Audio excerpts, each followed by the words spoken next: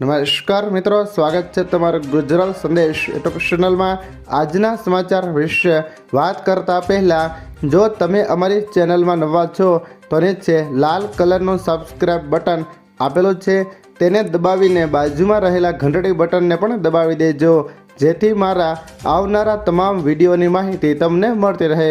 આજના સમાચાર વિશે વાત કરીએ તો મુદ્રા ભારતનું સૌથી મોટું ઓટો નિકાસ કેન્દ્ર બન્યું।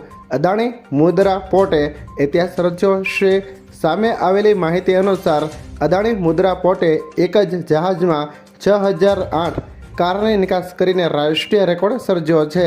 આ સાથે મુદ્રા ભારતનું સૌથી મોટું ઓટોમોબાઈલ નિકાસ કેન્દ્ર બની ગયું છે। મુદ્રાના રોરો ટર્મિનલ દ્વારા હાલ 100થી વધુ દેશોમાં વાહનોની નિકાસ થઈ રહી છે।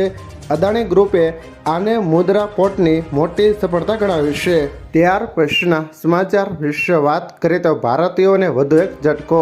મિડલ ઇસ્ટમાં વધતા તણાવ વચ્ચે હવાઈ મુસાફરી ફરી એકવાર મોંઘી થઈ છે। જેટ ઇંધણના ભાવ વધતા એર ઇન્ડિયાએ તેની ટિકિટના ભાવમાં વધારો કર્યો છે।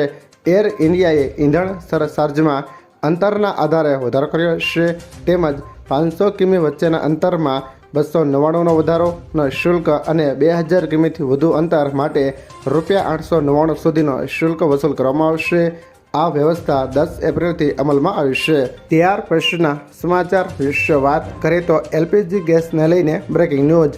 એલપીજી સંકટ વચ્ચે સરકારે પ્રવાસી કામદારોના હકમાં એક મહત્વપૂર્ણ નિર્ણય લીધો છે। સરકારે ઓળખ કાર્ડ વગર જ કામદારોને નાના સિલિન્ડર પૂરા પાડવાની મંજૂરી આપી છે। મંત્રાલયે જણાવ્યું કે પ્રવાસી કામદારો અથવા જેઓ અન્ય શહેરથી બીજા શહેરમાં આવ્યા છે તેઓ હવે ઓળખ કાર્ડ વગર જ 5 કિલોગ્રામ ગેસ સિલિન્ડર મેળવી શકશે। ત્યાર પછીના સમાચાર વિશે વાત કરીએ તો પોસ્ટ ઓફિસની આ સ્કીમમાં રિસ્ક વગર જ પૈસા ડબલ। કિસાન વિકાસ પત્ર યોજના એ પોસ્ટ ઓફિસની સુરક્ષિત રોકાણ યોજના છે, જે લાંબા ગાળે નિશ્ચિત વ્યાજ આપે છે। 1000થી શરૂ કરી શકાય છે, મહત્તમ મર્યાદા નથી। 8.4 વર્ષ માટે રોકાણ બમણું થાય છે। શેર બજાર કે મ્યુચ્યુઅલ ફંડ જેવા જોખમો વિના ભારતીય નાગરિકો માટે સલામત રોકાણ, મુદત પૂર્ણ થયેલ રકમ અને વ્યાજ સુરક્ષિત પરત મળે છે, જે આ યોજનાનો મુખ્ય ફાયદો છે। ત્યાર પછીના સમાચાર વિશે વાત કરીએ તો કુતેવ પર મોટો ડ્રોન હુમલો। કુતેવ પર ગુરુવારે રાત્રે મોટો ડ્રોન હુમલો થયો છે। કુતેવે આ હુમલા માટે ઈરાનને દોષિત ગણાવ્યું છે। સાઉદી અરેબિયાએ તાજેતરના હુમલામાં તેની એક મુખ્ય તેલ પાઇપલાઇનને થયેલા નુકસાનનો પણ સ્વીકાર કર્યો। કુતેવના વિદેશ મંત્રાલયે રાજ્ય સમાચાર એજન્સી કુના દ્વારા એક નિવેદનમાં જણાવ્યું હતું કે ડ્રોન હુમલામાં દેશના કેટલાક સૌથી મહત્વપૂર્ણ સ્થાપનાને નિશાન બનાવવામાં આવ્યા હતા। ત્યાર પછીના સમાચાર વિશે વાત કરીએ તો અનંત અંબાણીના જન્મદિવસ પર ગાયોના 56 ભોગ। ભારતના સૌથી ધનિક વ્યક્તિ મુકેશ અંબાણીના નાના પુત્ર અનંત અંબાણીનો જન્મદિવસ ભવ્ય રીતે ઉજવવામાં આવ્યો। દેશભરની 1 લાખથી વધુ ગાયોને 56 પ્રકારના ખોરાક અને ફળો ખવડાવવામાં આવ્યા।